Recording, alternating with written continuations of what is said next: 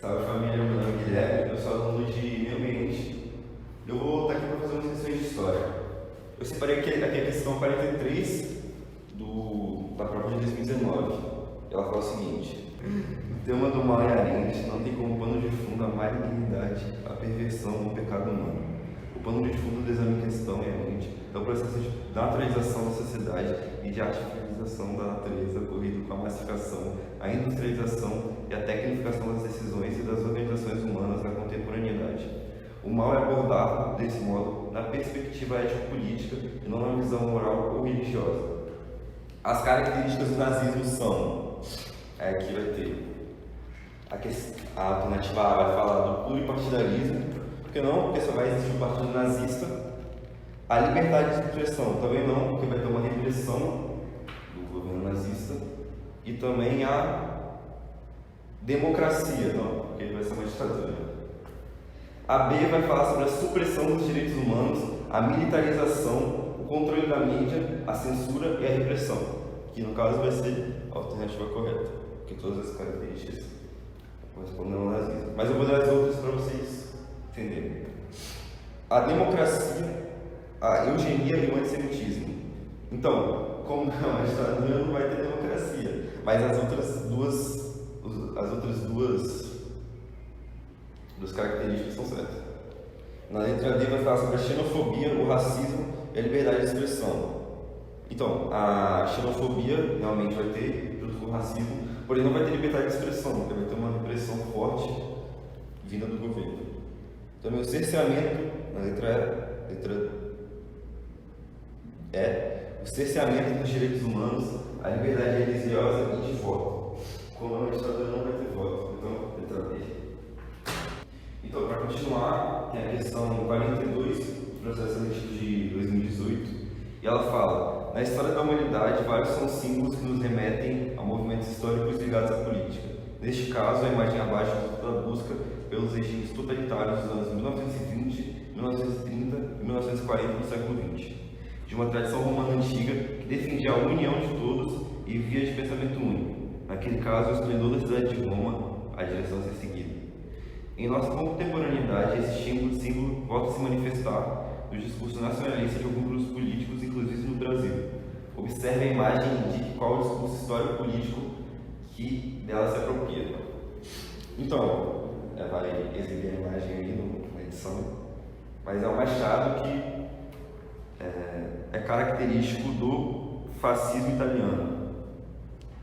E o macete para poder descobrir essa questão é analisar o texto. E a partir do momento que ele falou que na cidade de Roma, já vai entender que fascismo surgiu na Itália, então logo vai falar de fascismo. É isso, é a letra D de fascismo. Então, questão 41 do processo seletivo de 2019, história.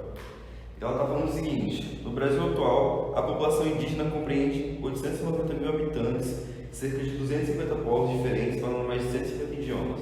Entretanto, houve um decréscimo populacional, visto que no século XVI, vários estudos indicam que existiam de 2 a 4 milhões de índios no Brasil colonial, que pertenciam a mais de 1.000 povos e falavam mais de 1.000 línguas distintas.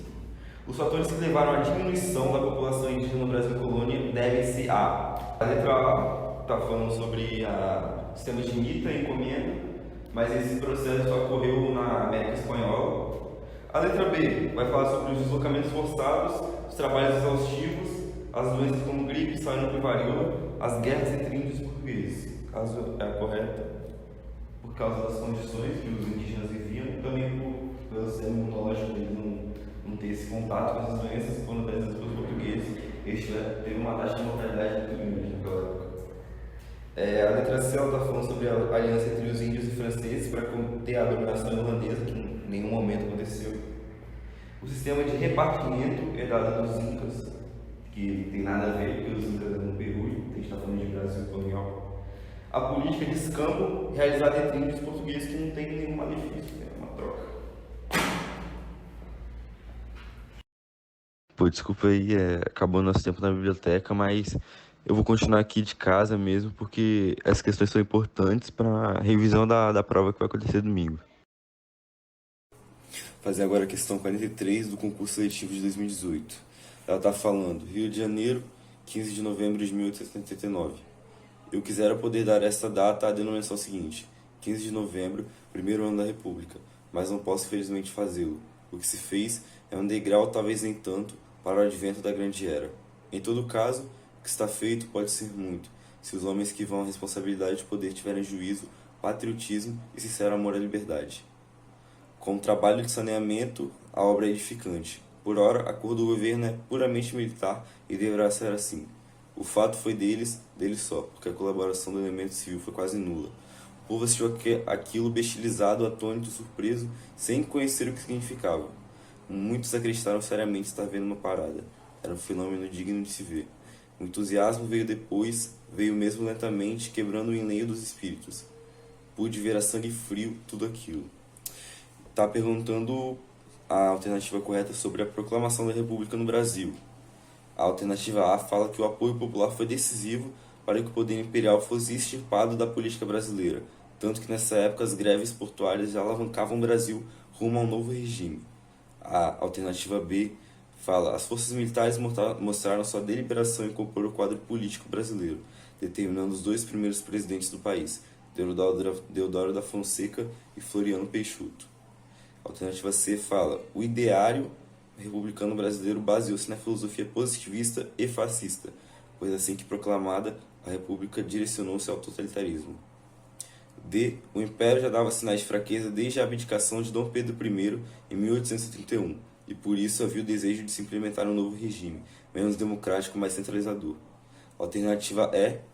O centralismo monárquico jamais enfraqueceu-se diante das críticas a ele direcionadas por intelectuais, políticos e artistas, o que nos leva à conclusão de que a monarquia terminou por opção dos próprios monarquistas. A alternativa correta é a letra B, porque com o apoio dos militares, o Marechal Deodoro da Fonseca conseguiu assumir o poder e instaurar a República no Brasil.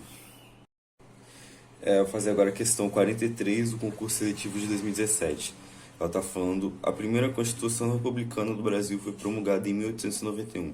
São características dessa Constituição, exceto, alternativa a transformação do Brasil em uma república federativa. B, a divisão dos três poderes, executivo, legislativo e judiciário.